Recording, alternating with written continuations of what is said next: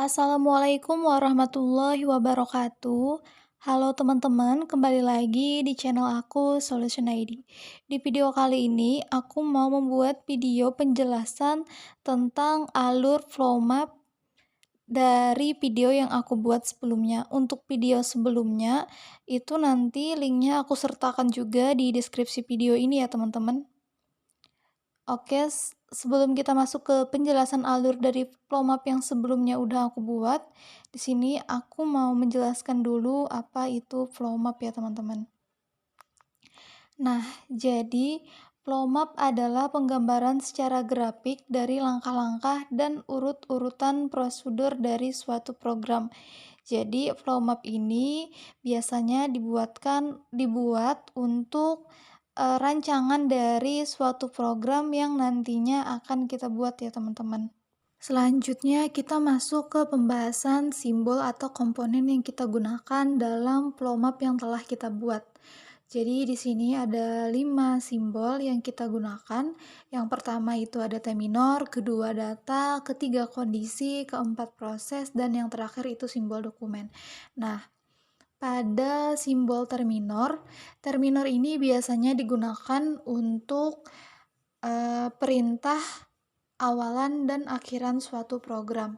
Jadi biasanya perintah yang ada di terminor ini diisikan dengan terminor mulai atau start dan T minor selesai atau end.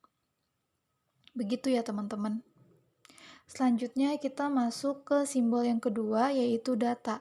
Nah, data ini nanti data yang kita akan masukkan itu adalah data yang akan kita proses. Misalkan sebelum login, kita akan memasukkan username dan password. Maka data itulah nanti yang akan kita proses, teman-teman. Namun perlu diingat ya teman-teman, sebelum kita proses suatu data itu, maka kita harus tahu dulu kondisi dari data tersebut. Nah, kita masuk di simbol kondisi. Jadi, kondisi ini biasanya perintahnya itu ada benar atau salah. Misalkan kita memasukkan username tadi benar, maka dia akan mendapatkan hak aksesnya benar. Kemudian data itu diproses. Jadi ini simbol proses, misalkan prosesnya itu pemeriksaan data atau data telah diperiksa ya teman-teman. Selanjutnya kita masuk ke simbol terakhir yaitu simbol dokumen. Jadi apabila data itu sudah benar diperiksa, maka kita akan dapat mencetak sebuah laporan dan biasanya pada flow map itu disimbolkan dengan simbol seperti ini teman-teman. Oke, selanjutnya kita masuk ke penjelasan alur flow map ya teman-teman. Jadi teman-teman ini adalah flow map sistem usulan pada sistem informasi data revolusi hijau. Jadi di sini ada terminor mulai yang menandakan bahwa program itu akan dimulai. Kemudian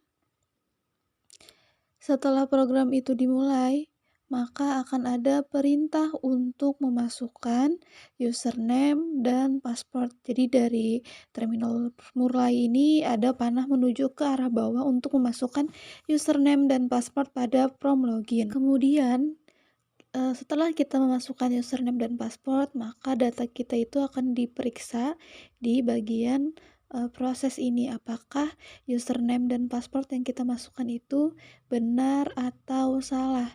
Nah, jika salah, maka kita akan kembali lagi ke halaman login untuk memasukkan username dan password. Namun, jika datanya benar, maka kita akan mendapatkan hak akses untuk login di aplikasi tersebut. Selanjutnya, setelah kita berhasil login, kita akan dapat melakukan pengelolaan data revolusi hijau sebagai pegawai revolusi hijau. Selanjutnya, data-data yang kita kelola tadi akan dilakukan pemeriksaan data oleh Kepala Bidang Revolusi Hijau. Nah, setelah itu data akan diperiksa. Nah, ketika data akan diperiksa ini, jika datanya itu benar, maka akan menjadi laporan. Jadi jika datanya ini salah, maka kita akan memperbaiki data tersebut, kemudian akan diperiksa lagi oleh Kepala Bidang Revolusi Hijau setelah data tersebut diperbaiki. Nah, jika data yang telah diperiksa ini benar, maka kita akan dapat mencetak sebuah laporan nantinya yang pastinya juga laporan tersebut sudah disetujui oleh pimpinan Revolusi Hijau. Dan kemudian programnya itu selesai, teman-teman. Jadi penjelasan singkatnya itu seperti itu. Ya, kita masuk ke penjelasan alur Volmap pada aplikasi pengelolaan data Revolusi Hijau yaitu sebagai berikut. Jadi, yang pertama, user melakukan login dengan memasukkan username dan password sesuai dengan data koin. Kemudian, apabila akun tidak sesuai, maka akan kembali ke halaman login. Jika sesuai, maka login berhasil. Setelah kita berhasil login menggunakan user, itu kita dapat melakukan pengelolaan data Revolusi Hijau. Kemudian, user yang statusnya sebagai admin dapat mengelola semua data yang ada. User yang statusnya sebagai pegawai dapat mengelola data yang ada kecuali mengelola data jabatan, data pegawai, dan data jenis tanaman. Kemudian, user yang statusnya sebagai kepala bidang akan memeriksa data Revolusi Hijau. Jika data sudah benar, maka data akan dicetak menjadi sebuah laporan dan diserahkan ke pimpinan. Namun, jika data belum benar, akan diperbaiki lagi oleh pegawai Revolusi Hijau. Oke, teman-teman, mungkin itu saja video penjelasan alur Volmap sistem usulan pada kali ini. Semoga video ini bermanfaat untuk kita semua. Teman-teman jangan lupa like, komen, dan subscribe untuk perkembangan channel ini. Terima kasih. Wassalamualaikum warahmatullahi wabarakatuh.